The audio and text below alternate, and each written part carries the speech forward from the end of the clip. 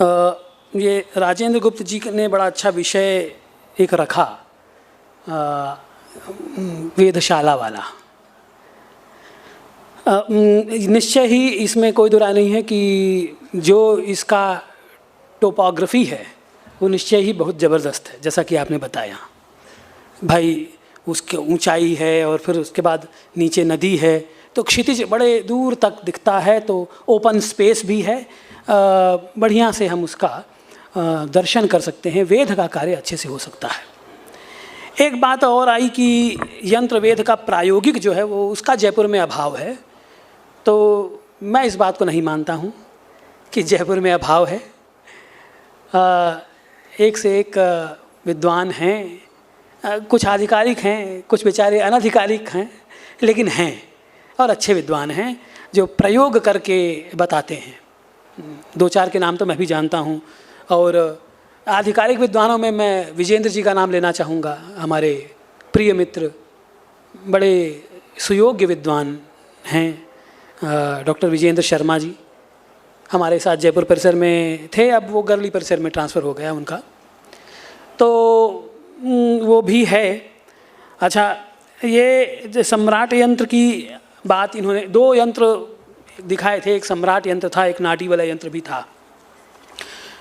कहना हमें उसमें इतना ही है कि जो नाडी वाला यंत्र जो उन्होंने दिखाया झुका हुआ है, वस्तुतः सम्राट यंत्र का जो चाप है वो भी वही नाडी वाला यंत्र ही है, उससे इतर नहीं है। एक तो ये बात है। दूसरी बात, उसमें भी चाप को दो भागों में बांट दिया है, बीच में सीढ़ी बना दी है जाने के लिए, अवलोकन के लिए, उस पर अंकन कर दिया है।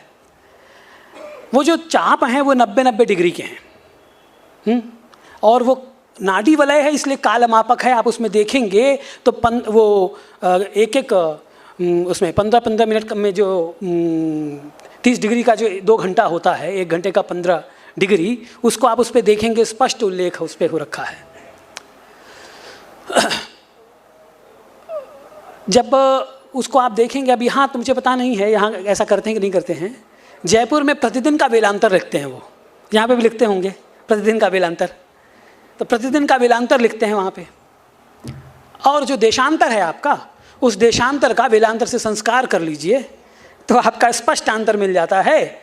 उसका जब आप विपरीत संस्कार करेंगे तो स्टैंडर्ड टाइम, और सीधा संस्कार कर देंगे तो लोकल टाइम मिल जाएगा आपको। जैसे अक्टूबर के आसपास में लगभग 12 मिनट का वेलांतर वहाँ है प्लस में, और 27 डिग्री जयपुर का ये अक्षांश देशांतर है, तो उसके आधार पे लगभग 15 मिनट का आपको विपरीत संस्कार करना पड़ेगा अक्टूबर में, तब जाके आपको स्पष्ट घटी का पता चल पाएगा वहाँ पे, लोकल भी और स्टैंडर्ड भी।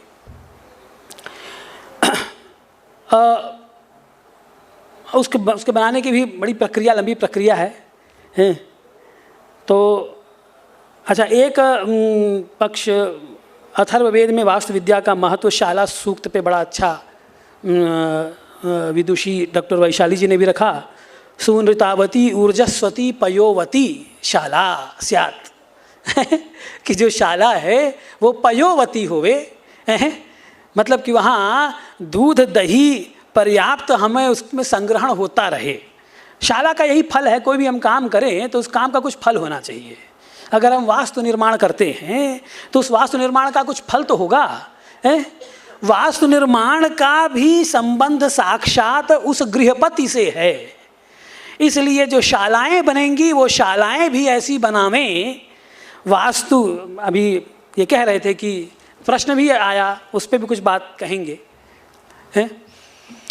तो मित्र, बहुत सारे जो विषय हैं, अब जब आप ये स्थापत्य वेद को उपवेद कहते हैं, तो जब उपवेद कहते हैं तो वो विषय तो निश्चित ही प्रकीर्णावस्था में आपको सब मिल जाएंगे, चाहे शुल्ब सूत्रों में संकेत रूप में मिलेंगे, गृह्य सूत्रों में संकेत रूप में मिलेंगे, उन्हीं का पल्लवन आपको आगे के स्मृति ग्रंथों में, नीति ग्रंथों में आपको मिलेगा। कौटिल्य अर्थशास्त्र उसका उदाहरण है। फिर जब वास्तु के स्वतंत्र ग्रंथों का विकास हुआ, फिर जो से, अब सोचिए आप, जब मत्स्य पुराण 18 आचार्यों की बात करता है, तो 18 आचार्य मतलब कैसे, वो भी आचार्य ऐसे ऐसे नहीं, प्रवर्तक आचार्य हैं, those who predicated the doctrines, जिन्होंने सिद्धांतों का प्रणयन किया है, वो है प्रवर्तक आचार्य।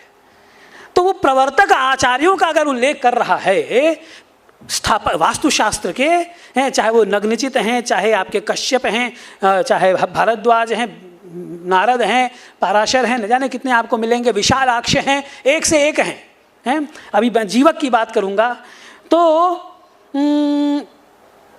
बड़ा विस्तार से उनका, हाँ ये अलग विषय है जो आप कह रहे हैं कि उनका स्वतंत्र रूप से ग्रंथों का प्रणयन भले देर से हुआ होगा, इसमें कोई दुराय नहीं है, वो हो सकता है इसमें, तो इसलिए दोनों का अन्योन्याश्रय तो बनता है वहाँ ऐसा विभ्रम की स्थिति नहीं है। अच्छा, अब एक बात ये इनका तो बड़ा बढ़िया प्रवेशिका था है, जो मंडप है नाट्यशास्त्र, भरत मुनि का जो नाट्यशास्त्र, आप रंगमंच की बात कर रहे थे, तो भरत मुनि के नाट्यशास्त्र में भी 3 प्रकार के मंडप और 3 प्रकार के ये क्या उसका नाम है, जो स्टेज इनकी बात आई है, ज्येष्ठ, कनीय और मध्यम की।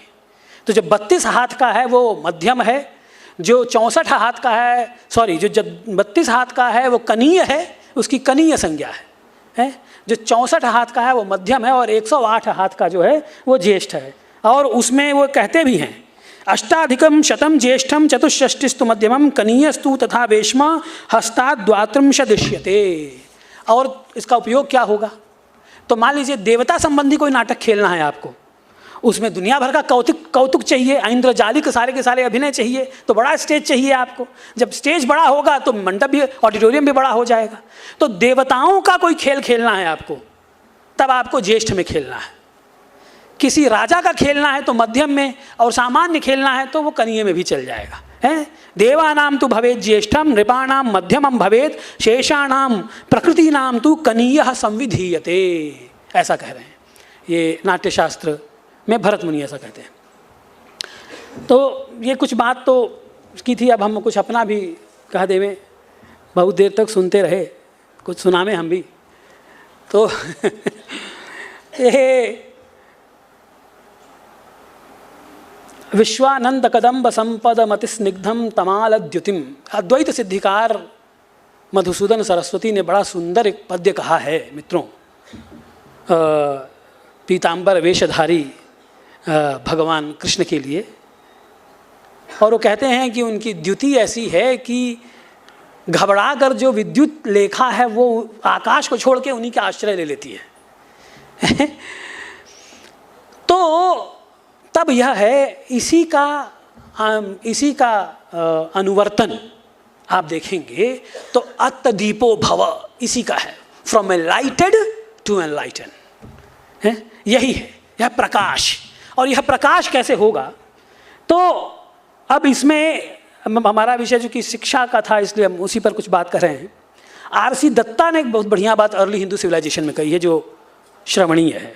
No study has so potent an influence in forming a nation's mind and a nation's character as a critical and careful study of its past history.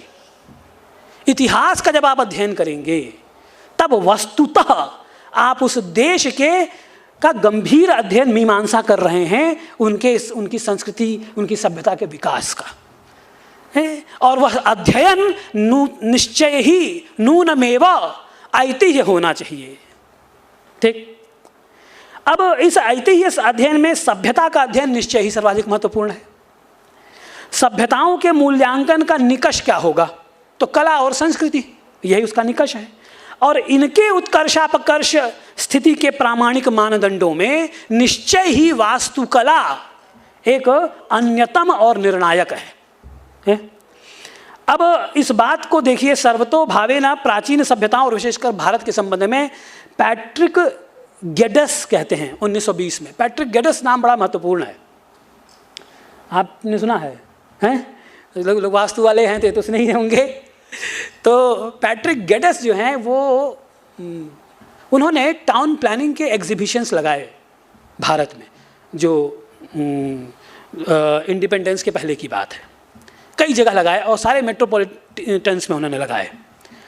और वो जो नगर विनियोजना की उन्होंने जो लगाई एग्जीबिशन प्रदर्शनी लगाई है, उससे वो व्यक्ति स्वयं बड़ा अभिभूत हुआ है। और वो कह रहा है इस बात को कि given such an ordered communitarian life and with adequate homes, as we also know, we cannot but see that the conditions of health and well-being have of old been realized. बहुत पहले से वो समझते थे कि स्वस्थ कैसे रहना है और उसके लिए हमें रहना कैसे। And these not only long before our present mingled dilapidation of past and confusion of the present, but on a level ahead of our practical endeavors. We understand to how such communities have been truly educated in religion and philosophy, in literature and art, and these with many and varied flowers, of which the few that remains are evidence of the many that have been lost. ये झलकियां हैं जो हम प्रस्तुत कर रहे हैं, इससे आपको पता चलेगा उनका लिटरेचर, उनका आर्ट, उनकी फिलॉसफी, उनका धर्म क्या था। ये एग्जीबिशंस आपको बताएंगी। ये पैट्रिक गेडस कह रहा है। अब कुछ बातें जब नगरादि की बातें करते हैं, कल से बातें हो रही हैं, चूँकि नगर नियोजन का है तो बहुत से लोगों ने कोटेशंस भी समरांगण इत्यादि के दिए होंगे हैं। कुछ हमारे बौद्ध मित्र भी आए हैं, उनके लिए भी हमारे पास कुछ है। तो पतंजलि महाभाष्य को थोड़ा देखना चाहिए। वो एक तो साहित्यिक दृष्टि है, थोड़ा उसको देखें। मैं पूर्वकनीय ज्येष्ठ सब तो आया ही है।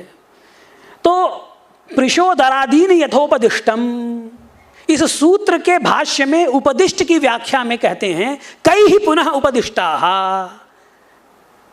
कौन उपदेश देश करने वाले हैं? तो शिष्टै ही। किसके द्वारा उपदिष्ट हो? तो शिष्टै ही। अब शिष्ट कौन है उसको देखिए क्या कहते हैं। कई ही पुनः शिष्टाः निवासतश्च आचारतश्च सच आचार आर्यावर्ते एव।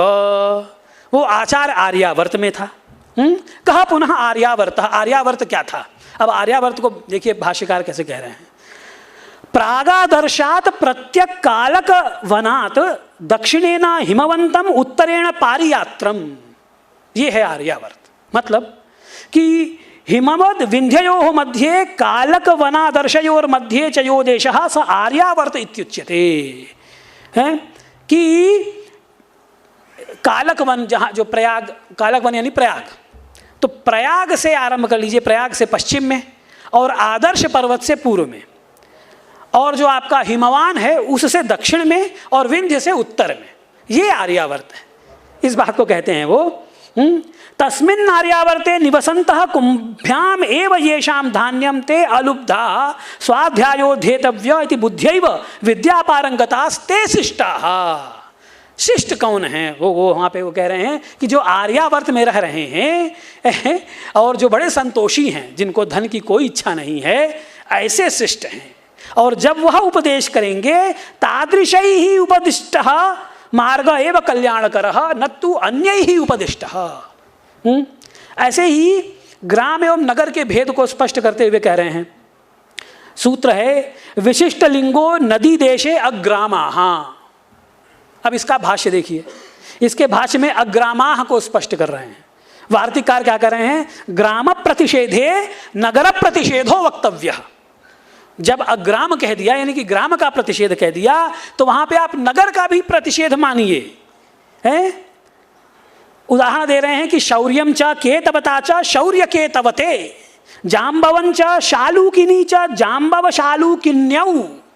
अब यहाँ शौर्य नगर है और जाम्ब और ये केतवता क्या है? वो ग्राम है।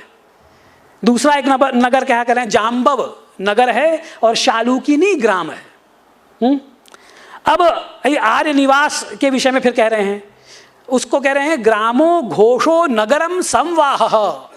ग्राम तो आप जानते ही हैं, घोष आभीरपल्ली हो गई, जहाँ भाई जो बस्ती होती है, जहाँ से हमको दूध का सप्लाई होती है, वो सब मान लीजिए।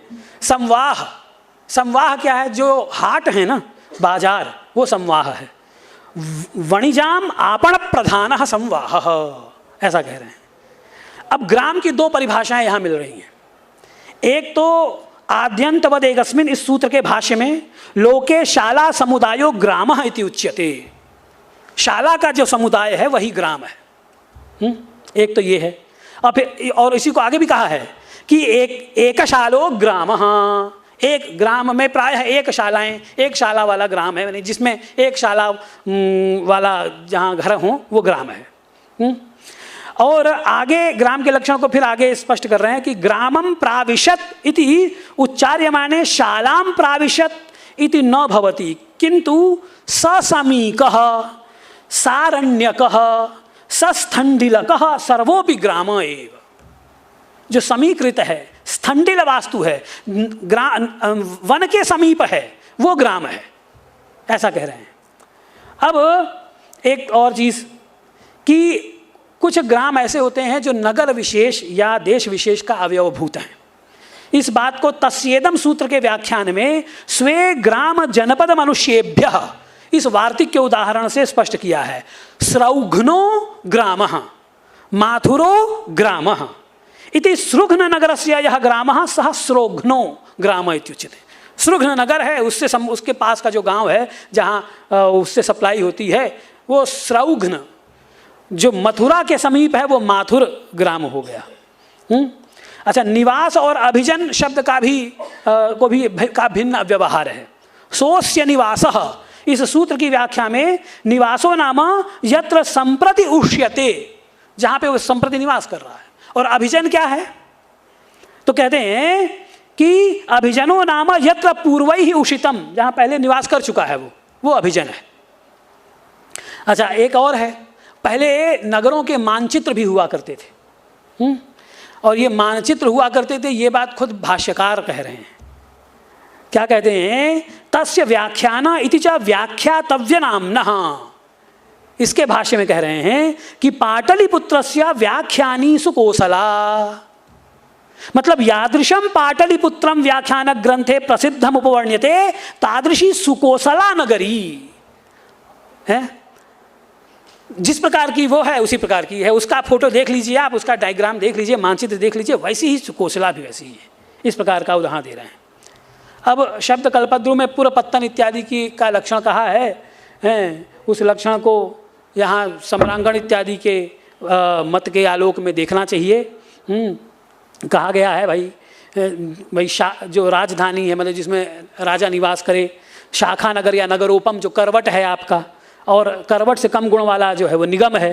राजाओं का जो उपस्थान है वो पत्तन है, और वो पत्तन जो व्यावसायिक प्रतिष्ठान जहाँ पर हैं खूब सारे, जो शीशोर पर है, नदी के किनारे, समुद्र के किनारे है, वो पुट भेदन है। इस प्रकार से वो बात उन्होंने की है। अच्छा, अब कुछ बात मैं कर लूँ शिक्षा जो विश्वविद्यालय हैं उनकी भी। देखिए, शिक्षा ग्रंथ, सूत्र ग्रंथ विशेषकर जो गुरुकुल प्रणाली एवं व्यवस्था पर प्रकाश डालते हैं, वो जो जितने शिक्षा ग्रंथ आपको दिखेंगे और सूत्र ग्रंथ उनमें, फिर रामायण इत्यादि ग्रंथ उनमें तो विस्तार से वर्णन मिल ही रहा है। प्रयाग स्थित जो भारद्वाज ऋषि का जो आश्रम है वो अनेक वृक्षों से कुसुमित है, होम के धूम से आच्छादित है, पर्णशालाएँ वहाँ पर विद्यमान हैं। महाभारत के आदि पर्व में हरिद्वार के तट में, गंगा के तट पर स्थित जो भारद्वाज का आश्रम है, वहाँ पर वो वेद वेदांग की शिक्षा दे रहे हैं। द्रोणाचार्य, द्रुपद इत्यादि को अस्त्र इत्यादि की भी शिक्षा हो रही है वहाँ पर। महाकवि बाण ने कादम्बरी में महर्षि जाबाली के आश्रम का वर्णन किया है। वहाँ पर वो कहता है कि अब कैसा होना चाहिए आश्रम चाहे गुरुकुल, उसकी एक झलक देते हैं बाण। तो वो कहते हैं कि ताल, तमाल, बकुल, नारिकेल, सहकार आदि के वृक्ष, एला, पूगी आदि की लताएं, लोध, लवली, लवंग आदि के पल्लव, आम्रमंजरी तथा केतकी का पराग, मयूर, दीर्घिकाएं, पर्णशालाओं के आंगन में सूखता हुआ श्यामाक, आमलक, करकंधु, कदली, लकुच, पनस, आम और ताल के फलों की राशि, ये विद्यालय के प्राकृतिक सौंदर्य को बढ़ा रहे हैं। आप देखिए किस तरीके का वहाँ वो स्वरूप है। अच्छा, ये जो आश्रम है ना, यही आयतन या पुण्यायतन थे। पुण्यायतन मतलब कि जो जहाँ जो पूत कर सके, जो आपको पूतात्मा कर सके, पवित्र बना सके, वो पुण्यायतन है। यही कालांतर में जो पुण्यायतन है, ये जब भाई वहाँ पर देवता की भी स्थापना होती ही थी, पूजा होता ही था, कालांतर में क्या हुआ, ये आश्रम जो पुण्यायतन थे ये देवायतन में परिवर्तित हो गए। और जब देव प्रतिष्ठा प्रधान रूप से सर्वमान्य हो गई तो है, और इसलिए वो विद्या स्थान जो है वो विद्या मंदिर हो गए, है ना। फिर इसमें दक्षिण भारत में राष्ट्रकूट जो राजवंश है उसका बड़ा अवदान है। राष्ट्रकूट राजवंश ने उसमें बड़ा कार्य किया है। इस प्रकार के उन्होंने मंदिरों का भी निर्माण किया और वहाँ पर ये गुरुकुलों का भी निर्माण इस प्रकार से खूब कराया। बीजापुर जिले में सलोदगी का जो मंदिर है उसमें त्रयी पुरुष की मूर्ति, उसकी स्थापना ये कृष्ण तृतीय के मंत्री नारायण ने करवाई। और इसके प्रधान कक्ष में जो विद्यालय था उसमें 500 छात्र थे और 30 शालाएं उसमें बनाई हुई थी उन्होंने, ठीक है ना। अर्काट जो प्रदेश है दक्षिण का, उसके एन्नारियम में वैदिक विद्यालय 11वीं शताब्दी में स्थापित हुआ, जिसमें 340 विद्यार्थी और 16 शिक्षक थे, ठीक। चिंगलीपुट जिले में तिरुमुक्कुदल, अब सर बैठे हैं, वो कुछ उच्चारण में दोष होगा तो बतावेंगे, हैं, तिरुमुक्कुदल विश्वविद्यालय की स्थापना ये वेंकटेश्वर मंदिर में हुई।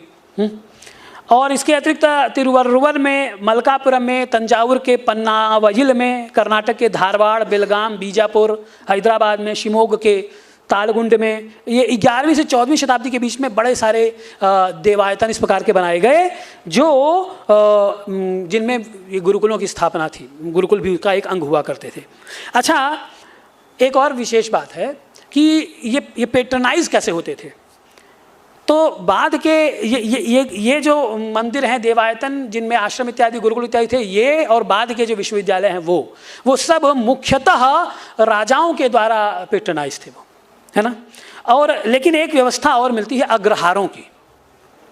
दक्षिण भारत में अग्रहार ये संज्ञा आती है संस्था की। वो क्या करते थे कि जो राजा चाहे श्रेष्ठी जन क्षेत्र चाहे धान्य का दान देना है उनको, वो अग्रहारों को देते थे। अग्रहारों के मार्फत फिर वो वितरण का और प्रबंधन की व्यवस्था करते थे। ऐसे ही इधर ये आपके पूर्वी भारत में टोल संज्ञा थी उनकी, और पूर्वोत्तर भारत में घटिका, ब्रह्मपुरी, इस तरीके की संस्थाएं हुआ करती थी जो इसको करती थी, और फिर उससे इनका सब प्रबंधन चलता था।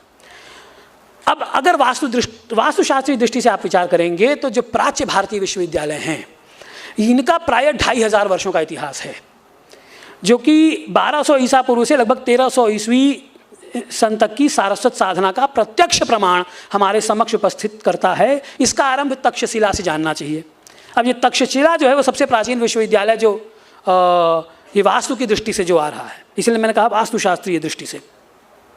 देखिए, ये रामायण के अनुसार जब गंधर्वों को परास्त किए राजा भरत, तो उन्होंने 2 नगर, एक अपने एक पुत्र तक्षक को और दूसरा पुष्कल को दिया। जो तक्षक को दिया तो वो तक्षशिला, और जो पुष्कल को दिया तो वो पुष्कलावत, यह नगर हुआ। अब तक्षशिला प्रसिद्ध है, वो राजा जनमेजय का जो सर्पयज्ञ था उसके लिए भी वहाँ वो सर्पयज्ञ कराए थे। फिर ये इसको प्रकाश में सबसे पहले आर्कियोलॉजिस्ट प्लाइनी ले आया, और उसने बताया कि सिंधु नदी से 55 किलोमीटर पूर्व में ये स्थित है। और उसको फिर कनिंघम ने विहारों और स्तूपों और मंदिरों जो उनके चैत्य थे उनके आधार पर उसको पुष्ट किया कि हाँ यह तक्षशिला ही है। ये वर्तमान में जो रावलपिंडी है वो जो पाकिस्तान में, उसमें 20 मील पश्चिम कलक सराय, उससे आग्नेय कोण में 1 मील दूर शाहदेरी एक जगह है, वहाँ पर स्थित है तक्षशिला। और इसमें जो खुदाई में जो ये इंस्क्रिप्शंस मिले हैं, जो ताम्र शिलालेख मिले उन ताम्र पट्टिका, उसमें यह वर्णित है कि ये 6 वर्ग मील में स्थित था तक्षशिला। अब देखिए, वस्तुतः ये उस समय इंटेलेक्चुअल कैपिटल हुआ करती थी, जहाँ बनारस, राजगढ़, मिथिला और उज्जैन, कौशल, मध्य देश, कुरुक्षेत्र, यहाँ के तो आते ही थे और बाहर के भी आते थे। ये अंतर्राष्ट्रीय केंद्रीय विश्वविद्यालय था। अब इसके आगे ये विश्वविद्यालय क्यों प्रसिद्ध हुए, इसके पीछे क्या कारण था, इसको आप जब खोजेंगे तो वो खोज जो वर्तमान में तेज़ी से जो प्रचलित हो रही हैं मान्यताएं, उनको बड़ी उतनी ही तेज़ी से धूल धूसरित कर देती हैं। अभी मान्यता तो ये है कि साहब प्रचार करो तभी विश्वविद्यालय चलेगा आपका, है ना। लेकिन आप देखिए विश्वविद्यालयों की स्थिति क्या है, इसको बीबी दत्ता कह रहे हैं कि each teacher was an institution in himself and enjoyed complete autonomy in his work. उसको पूर्ण स्वायत्तता थी। His authority was final in fixing up the duration of the course. लीजिए अब देखिए, अब आप तुलना करते जाइए आज का जो आपका आ रहा है युग, उसको और इससे आप तुलना करते जाइए। वो क्या कह रहा है कि वही फाइनल अथॉरिटी था, जो शिक्षक था वही डिसाइड करता था कि कोर्स क्या पढ़ाऊंगा मैं, क्या कोर्स चलेगा यहाँ पे, हैं। In directing the courses of studies, in selecting or rejecting the students, and in laying down rules for guiding day-to-day work. क्या रूल्स रेगुलेशन होंगे वो भी वह शिक्षक ही तय करता था। हमारे यहाँ पढ़ने आओगे तो ये तुम्हारे रूल्स रेगुलेशन है। अच्छा, अब इसमें किसी विषय विशेष में योग्यता है तो यद्यपि 8 वर्ष की अवधि अपेक्षित थी, लेकिन कई बार विद्यार्थी की योग्यता के आधार पर यह अवधि घटा चाहे बढ़ा देते थे, हैं। और ये there was no system of written certificates और डिप्लोमाज। कोई ऐसा समय सिस्टम नहीं था कि आप सर्टिफिकेट लीजिए साहब, डिप्लोमा लीजिए, डिग्री लीजिए, सो नहीं, हैं। Because it was believed that the knowledge is it self the reward. आपने ज्ञान लिया वही आपका पारिश्रमिक है, वही आपका प्रतिफल है, वही परिणाम है, उससे ज़्यादा पारिश्रमिक क्या चाहिए। अच्छा, तो आज का पाठ्यक्रम और उस पर भी देखिए जरा। यहाँ तक्षशिला में 2 मुख्यतः चलते था, एक वेद और एक शिल्प। वेद में वो वैदिक साहित्य है, वेदांग है, उनका अध्ययन हुआ, और इसके अलावा शिल्प में गणित, खगोल, फलित, चिकित्सा, आयुर्वेद, शल्य, कौतुकी जो ऐन्द्रजालिक है, धातु कर्म, वाणिज्य, कृषि, व्यवहार शास्त्र, गूढ़ निधि विज्ञान, संगीत, नृत्य, चित्र, तीक्षण, तक्षण इत्यादि ये सारे के सारे थे।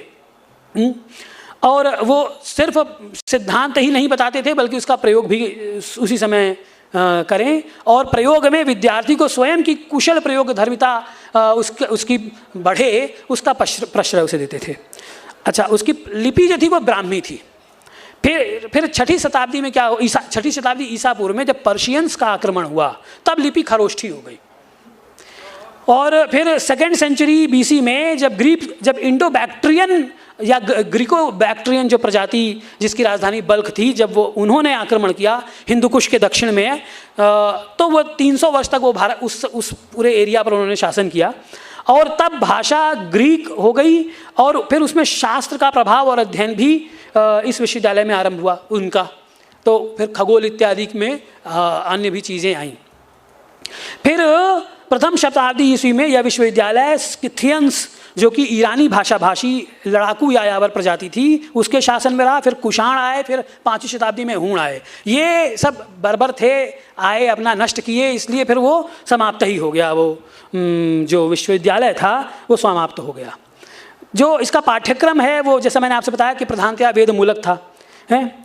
लेकिन 6ठी ईस्वी शताब्दी के मध्य में बौद्धवाद जो फिर जब खूब तेज़ी से उभरा तो उसको भी उन्होंने इसमें शामिल किया, क्योंकि पूर्व भारत से बहुत सारे विद्यार्थी आते थे पढ़ने के लिए, तो उसको। और 2वीं शताब्दी में जब महायान संप्रदाय का जो विकास हो रहा है, इसके बाद जो करिकुलम था उसमें गंभीर चिंतनवादों को उन्होंने इम्पार्ट करना स्टार्ट कर दिया, इंजेस्ट करना स्टार्ट कर दिया कि भाई इसको भी पढ़ाना है अब। अच्छा, क्यों पढ़ाते थे ये भी एक विशेष है। उसका खंडन करना है तो तुमको उसका वाद पढ़ना पड़ेगा, इसलिए आप पढ़िए, हैं। ये बुद्धि थी, ठीक है ना। और जब मैंने आपको बताया कि वो पैटर्नाइजेशन जो है वो राज्य आश्रित था ही। अब इसके जो तक्षशिला के जो ये हैं एल्मनाइज हैं, उनमें पाणिनि हो गए व्याकरण वाले, कौटिल्य हो गए आपके चाणक्य, और जीवक आयुर्वेद का उस जीवक जो था वो बिंबिसार को उसने ठीक किया, उसके फिस्टुला को, भगंदर को। और ये उज्जैनी के जो राजा प्रद्योत थे उसका भी जॉन्डिस उन्होंने ठीक किया, और वो शल्य क्रिया के भी बहुत अच्छे जानकार थे जो ये जीवक थे। ये जो नालंदा है, नालंदा शब्द अपने आप में उसका अर्थ बताता है। न अलम दा, जहाँ दाने, जहाँ दान देने पर भी जो दाता था वो समझता था मैंने बहुत नहीं दिया है, कम ही दिया है यहाँ पे, क्योंकि व्यवस्था इतनी बढ़िया थी, तो उससे वो स्वयं संतुष्ट नहीं हो रहा है। अच्छा, एक और इसकी व्याख्या है कि बोधिसत्व ने जहाँ क्या नहीं दे दिया। अब चूंकि भगवान बुद्ध वहाँ थे तो वो उन्होंने जो दे दिया उससे बढ़कर कोई क्या देगा, तो न अलमदा, इसलिए नालंदा हो गया वो। और ये जो नालंदा है ये 425 एडी से 1205 एडी तक इसका समय रहा है, नालंदा का। और इसमें भगवान बुद्ध और उनके शिष्य जो है वो 6ठी शताब्दी ईसा पूर्व से 5वीं शताब्दी ईसा पूर्व तक रहे। फिर जैन तीर्थंकर महावीर स्वामी भी यहाँ आए हैं, और इस विश्वविद्यालय की स्थापना शक्रादित्य ने की है, और इसका विकास उसके पुत्र बुद्ध गुप्तराज और उसके लड़के तथागत गुप्तराज ने किया है। और यद्यपि महात्मा बुद्ध और बाद में नागार्जुन ने इसकी प्रतिष्ठा को स्थापित किया, किंतु 5वीं शताब्दी में ही यह संपूर्ण विश्वविद्यालय पूर्णतया सामने उभरा। यहाँ शक्रादित्य और उसके वंशजों ने बड़ा बनवाया संघाराम, जो आराम है, जो आराम स्थल कहे जाते हैं बौद्धों में, तो वो संघाराम पहला ये बनवा रहे हैं, क्या नाम है, शक्रादित्य। फिर बुद्धगुप्त राज पहले तो जो इसने बनवाया शक्रादित्य ने, उससे दक्षिण में फिर बुद्धगुप्त राज बनवा रहे हैं। और तीसरा तथागत गुप्तराज वो पूर्व दिशा में बनवा रहा है। फिर बालादित्य वो ईशान कोण में एक आराम बनवाता है, और उसने ही एक विहार बनवाया जो 300 फीट ऊंचा था है। और उसके पुत्र वज्र ने पश्चिम दिशा में एक और आराम बनवाया। बाद में श्रीहर्ष ने न केवल उत्तर दिशा में एक संघाराम बनवाया, अपितु उसकी परिखा प्राकार भी बड़ा विशाल उसने बनवाया श्रीहर्ष ने। वेनसांग क्या कह रहा है उसको देखिए। वेनसांग के अनुसार 6 बौद्ध मठ इस विश्वविद्यालय का नियमन एवं प्रबंधन करते थे। वो नालंदा के भवन कैसा है थोड़ा उसको देखिए, क्या वेनसांग क्या कह रहा है। All the buildings were majestic in their size and height, with richly adorned towers. जो टावर थे उसके वो बड़े अलंकृत थे खूब।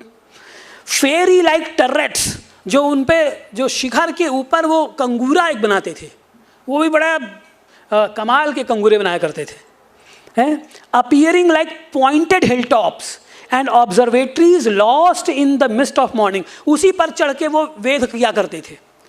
तो होता क्या था कि सर्दियों के दिनों में जो सुबह की जो कोहरा था उसमें वो ढक जाता था, दिखता ही नहीं था नीचे से कि कहाँ है वेधशाला, कहाँ गई ऊपर जहाँ पे बुर्ज पर है। The upper rooms toward above the clouds and from their windows one could see the winds and clouds producing ever new forms and from the soaring eaves, उसमें उसके छज्जे भी बड़े सुंदर सुंदर उन्होंने बना रखे थे।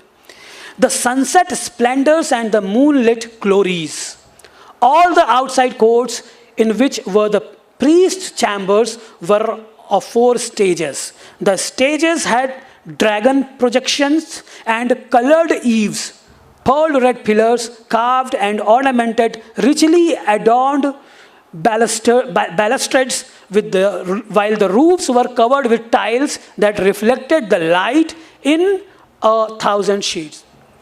अब बताइए कि वास्तु का कौन सा अंग छोड़ दिया इन्होंने। अलंकरण का मैं मूषा और चिति को आपको आगे बताऊंगा, तो वो इतना उच्च कोटि का है। तो अब बतावें आप कि बिना शास्त्र के, बिना साहित्य के, बिना ज्ञान के कैसे बनेगा, ये संभव ही नहीं है। इस तरीके का अलंकरण और इस प्रकार का सारे जो भवन हैं संभव नहीं है। The grounds were beautified by deep translucent ponds, जो जलाशय थे वो एकदम ट्रांसलूसेंट हैं, और उसमें भी कलाकारी है। With blue lotuses intermingled with kanak flowers of deep red colour, the place was shed by mango groves, चारों तरफ आम्र वृक्ष हैं। अब जब इसका खुदाई किया गया तो ये पता चला कि ये 1 मील लंबा और 1.5 मील चौड़ा है। अब इसका जो शैक्षणिक भवन है ना, उसमें 7 बड़े बड़े हॉल और 300 अध्ययनशालाएं थीं। ये भी पता चलता है अलग अलग कालखंड में इसमें मठ बनाए गए, वो लगभग 13 मठ वहाँ बनाए गए। और जो मठ और चैत्य के अवशेष मिलते हैं उनमें एक मठ समूह जो एकदम दक्षिण दिशा में स्थित है कि उत्तरी दीवार 203 फीट लंबी और 6.5 फीट चौड़ी है, और आसन्न पार्श्व जो दीवारें हैं वो 168 फीट लंबी और 7.5 फीट चौड़ी हैं।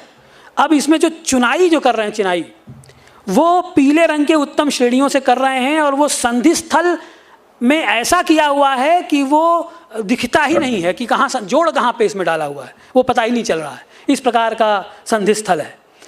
इन विहारों में 9 से 6 फीट का, 10 से 11 फीट का, 9 बाई 6, 10 बाई 11 और 12 फीट की कोठरियाँ भिक्षुओं के निवास हेतु बनाई जाती थी, जो प्रायः एक शायिका, चाहे जिसमें एक या तो बर्थ पड़ी होती थी या 2 बर्थ का वो बनाते थे, जितनी चौड़ाई है उसके हिसाब से। उसमें 2 क्या उसके बोलते हैं, आले होते थे, ताक जिसे बोलते हैं, उनमें दीपक रख दिया और पुस्तकें रख दी, इस तरीके से सामूहिक। और जो बड़े बड़े भट्ठे उसमें मिले हैं, जिससे पता चलता है कि भाई वो सामूहिक भोजन उनका होता था। अब इसमें विद्यार्थी जो है वो चीन, मंगोलिया, तिब्बत, कोरिया आदि से पढ़ने आते थे, और कुछ यहाँ पढ़ने आते थे शास्त्रार्थ कला में पारंगत होने के लिए, कुछ मैन्युस्क्रिप्ट कॉपी करने के लिए अपनी भाषा में आते थे। ये इत्सिंग ने, वेनसोंग ने ये काम खूब किया। इत्सिंग ने 500 ये मैन्युस्क्रिप्ट्स उसने कॉपी की, और उसमें 1 लाख मातृका श्लोकों को उसने कॉपी किया। आप सोचिए किस प्रकार का उन लोगों का अवधानता थी, हैं। अब इस यहाँ पे महायान संप्रदाय का शून्यवाद, विज्ञानवाद, ये इसकी स्थापना यहाँ पे हुई। खगोल शास्त्र, जो क्लैप्सिड्रा यानी जो शंकु घटी यंत्र और है वो, और घटी शंकु यंत्र, इसका भी यहाँ पर इसके अवशेष मिलते हैं। और बाकी प्रवेश इत्यादि प्रक्रिया की बात नहीं करूँगा, खूब सारे यहाँ पढ़ते थे। अच्छा, जो पुस्तकालय नालंदा की है वो भी 3 है। एक विशालकाय भवन है, एक रत्नोदधि है, एक रत्न सागर है, एक रत्न रंजक है, और इसमें लाखों की संख्या में मातृकाएँ हैं, जैसा कि मैंने आपको अभी बताया कि इत्सिंग ने उसमें कॉपी किया है उनको। और जो ये वेनसांग था, इसने बहुत सारे वहाँ रहकर बहुत सारी विद्याओं को का अध्ययन किया, और फिर उसने जो प्रबंध प्रस्तुत किया है उसके निरीक्षण के लिए, परीक्षण के लिए श्रीहर्ष ने कन्नौज में नालंदा के 1000 आचार्यों को बुलाया कि इसका जरा परीक्षण करो दो। अब पीएचडी अगर ऐसे कर दें तब तो फिर हो चुकी पीएचडी हैं। 1000 आचार्य मिल के अगर उसका इवेल्युएशन करने लगे हैं तब तो इस सदी में मुश्किल है कोई पीएचडी ले पावे, लेकिन उस समय ऐसा था। जो उसके एलमनाई हैं वो नागार्जुन, वसुबंधु, दिंगनाग, पद्मसंभव, शांतरक्षित, आर्यदेव, राहुलदेव, असंग, जयदेव, चंद्रकीर्ति, धर्मपाल, गुणमति, स्थिरमति, प्रभामित्र, जिनमित्र इत्यादि हैं। इसको जो पेट्रोनाइज किया तो वर्धन साम्राज्य ने बहुत किया, फिर वर्मन ने किया, पूर्णवर्मन, यशोवर्मन ने, फिर बंग प्रदेश के देवपाल ने किया। वो 5 गांव ही उसने दे दिया कि भाई इससे आप, यहाँ तक कि जावा सुमात्रा के भी राजाओं ने उसको दिया है। फिर जब बख्तियार खिलजी आ गया फिर उसके बाद से उसने सब ध्वस्त ही कर दिया, मामला समाप्त हो गया। इसके अलावा बलभी विश्वविद्यालय है। मैं सोचता हूँ कि अब सारी विश्वविद्यालयों को न कहूँ, ज़्यादा ही हो जाएगा पीड़ा आप लोगों की। तो ये अभी जो जैसा कि ये प्रवेश जी ने जो काम किया है उस तरीके से जब हम इनके अवशेषों को वास्तुशास्त्रीय दृष्टया से जब हम अध्ययन करेंगे तब हम वास्तव में समझ पाएंगे वास्तुशास्त्रीय दृष्टि से। जैसे कि हम मंदिर वास्तु का तो खूब होता है, करते भी हैं लोग, अनेक जगहों पे सब कर ही रहे हैं, और वास्तुशास्त्र के विश्वविद्यालय में भी खूब इस पे काम हो रहा है। लेकिन इस तरीके के जो ये आर्कियोलॉजिस्ट तो काम करता है इस पर, जो पुरातत्ववेत्ता है, लेकिन वास्तुशास्त्री उस पर कितना काम कर रहा है ये बड़ा महत्वपूर्ण है। इसलिए वास्तुशास्त्रियों को इस पर काम करना बहुत आवश्यक है। तो उससे वास्तव में जो शिक्षा की क्या स्थिति रही है, चाहे जो चिकित्सालय रहे हैं उनकी क्या स्थिति रही है, वो पकड़ पाएंगे आप हैं। इस मामले में मैं 2 लाइन कह के विराम लूँगा, और वो भी बीबी दत्त जी की है। बड़ी इंटरेस्टिंग है और बड़ी मार्मिक है, सुननी चाहिए। वो क्या कहते हैं कि it is a quite known immemorial doctrine of Sanatanism. हम ये जो जिसका आप विस्मृति नहीं कर सकते हैं लोप जिसको आप भुला नहीं सकते हैं, उस प्रकार की जो सिद्धांत हैं एटर्नलिज्म के, सनातनवाद के हैं, that every Sanatani is born to debt to the sages servants of old and hallowed memory. जो ऋषि पहले के रहे हैं उनका कर्जा हमारे ऊपर है कि हम उनको पढ़ें। It is the pious duty of every like minded nationalist scholar to pay off this holy debt. हमको उस कर्जे को उतारना है उन जो ऋषि लोग थे हैं, by acquiring and assimilating them through study and devotion, as also by disseminating them in the current world। हम उनका प्रचार भी करें।